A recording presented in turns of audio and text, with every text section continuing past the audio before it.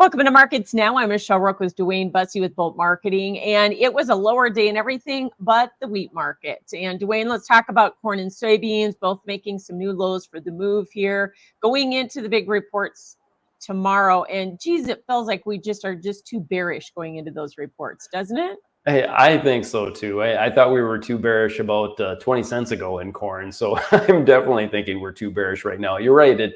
It feels to me like the market, especially the corn market, is pricing in about a 1 to 2 million acre increase above the trade expectations too. But I guess we'll find out tomorrow after they release it. I could see where they do come up with 2 million more corn acres. We're down 10, 15 cents right away. And actually it didn't recover into the close because, look at this. You put it down 10 or 15 more cents. We're not much above that $4 mark. And man, I think before July 4th, that's just too low and too much weather in front of us to go below $4. Yeah, I mean, we talk about maybe bearishness going into the reports, but the other problems in the corn market have just been some dryers of the Eastern Corn Belt are getting rain. Yeah. And we've also had selling because of first notice day coming up or delivery period, right? I think that was a lot of this week and the end of last week. You get farmers, they lock in those contracts with the elevators, right? And then you got to roll to March, okay? And they did that and because they didn't like the price. Now, and then from March, they rolled to July. And remember how that expiration went. We had a lot of selling on the board.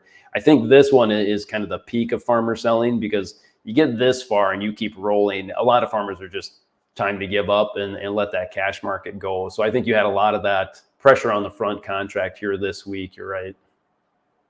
And that December contract, 440 held yesterday, kind of a support. Where do we find the next support now since we took that out? I really don't have much support anymore. That's the horrible thing. So I'm just looking at it as it just seems too cheap for this time of year. Now it depends. We gain 2 million acres, and if the yield is trend line, then we got more we can go down. But I don't think there's a lot of people that think we can do that trend line yield anymore. The flooding issues. We did have some drought in the Eastern Corn Belt, but I do like that you brought that point up. That rain this week probably pressured the market as well. But the funny thing is we didn't rally on the drought the week before over there. So the bears are just in full control here.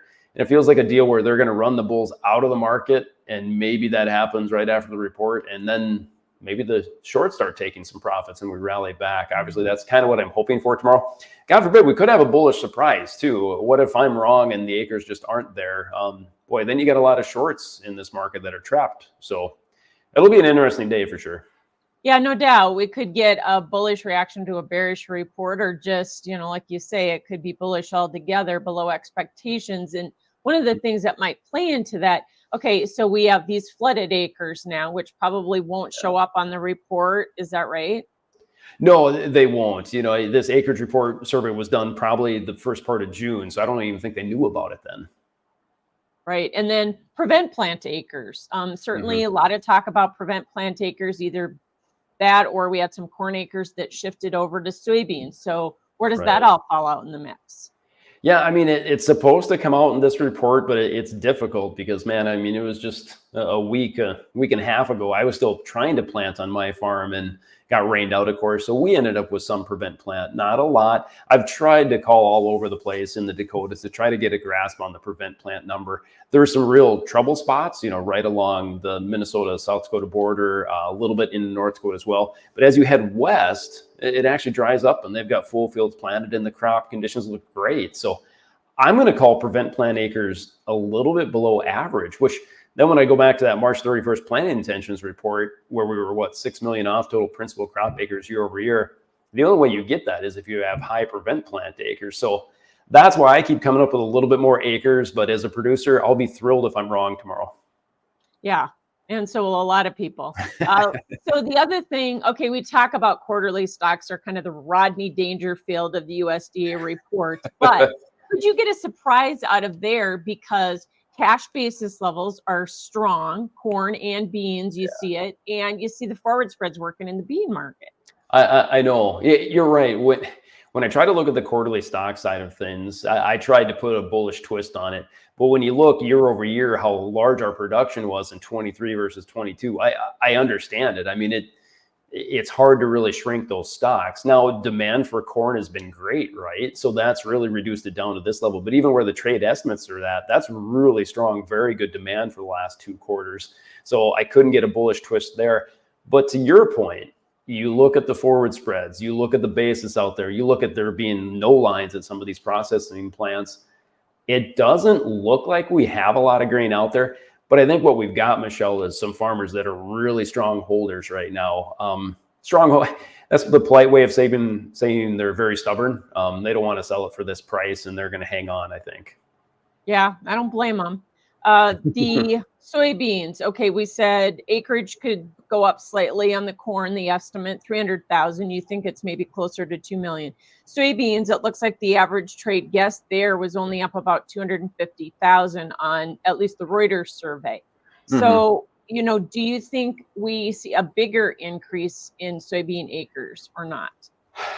If we see the increase in soybean acres, then I was just wrong on the corn. And Okay. the late planting came in and we just switched to bean acres. So I don't see it, but I don't see a real decrease in soybean acres either. I see it about steady. But man, what I don't like is how close the trade estimates are to the March 31st planting intentions report. I just feel like somebody's going to be surprised tomorrow. Yeah, that's probably going to happen. Got to ask you, technically, we going to close right above the $11 mark. That's kind of got a hold here in the November new crop, doesn't it? Yeah, I think that'll be your psychological number right now because, we were holding the lows for a while in August here, last few trading sessions. And I thought maybe we felt like we had made a low, but today that broke in the front month. And yeah, November at 11.04 3/4 on the close today. That's going to be pretty depressing when it gets below 11.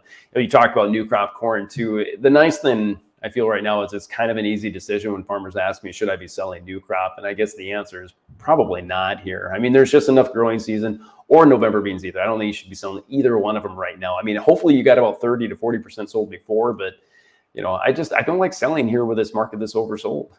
Yeah, and you wrote this morning, this is what, a 3-year low in the November contract. So, it's a pretty low watermark. Let's move over to wheat. Up 12 to 18 cents, I guess, in Chicago wheat. Is this all end of the month, end of the quarter short covering? Was it any more than that? I don't think so. I mean, you look at that chart, the wheat complex has been just pounded lately. So I think this is just a dead cat bounce. Now, it can prove me wrong by rallying more next week, making higher highs than today's trade. But until I see that, I'm going to call it just a short covering, somebody who sold the market at $7 getting out here at the lower level. We tried to put some bullish twist on it today. Stats Canada was out with a little bit less acres than the trade estimate, but to me, it was fairly close to the estimate. So I didn't think it was a big deal when you're only talking 26 million acres. It's not a huge difference of 1% decrease year over year. But the market tried to put that, but I think it's just short covering, Michelle. Yeah. And again, we're looking at a little build in quarterly stocks there on wheat, as well as maybe just a few more acres, right? On the report. Yep, exactly. And I'll add in there too, as late as we were planning up here in North Dakota, actually the spring wheat kind of got in early and then the rains came and the spring wheat crop looks great, pretty phenomenal. So I wouldn't be shocked to see a little bit more spring wheat acres, and then that yield's going to be pretty high, I think, when it comes up. Well, we are expecting a volatile day tomorrow. That is for sure, because you add that with end of month and end of quarter and the delivery period. And boy, we could have early fireworks for sure. Cattle market, we made new highs for the move yesterday. I think the June closed at an all-time high for a spot month. So today, June advances, everything else is lower. Is that just profit taking? Yeah, I think so. I think June is running up to try to get even remotely close to cash. Back months felt like, gosh, that's just a little bit, because really I didn't have any new news yesterday, Michelle, that justified the market going up. You hear some cash cattle trade. I think it's going to be a wide range. You got some packers really close to the knife. They're going to pay crazy high dollar amounts. Others are okay and, buying for a holiday next week, holiday shortened week, so maybe they don't have to pay up. I am seeing and noting in the show list that, we're getting a little bit more of that new crop of calves coming. And remember, they won't yield spectacular. So I think we're nearing the end or the high of this market. Now, could the futures market still rally $10 to meet cash? It sure could. It makes me look wrong, but I think cash is getting close to a high. And, seasonally it should here sometime.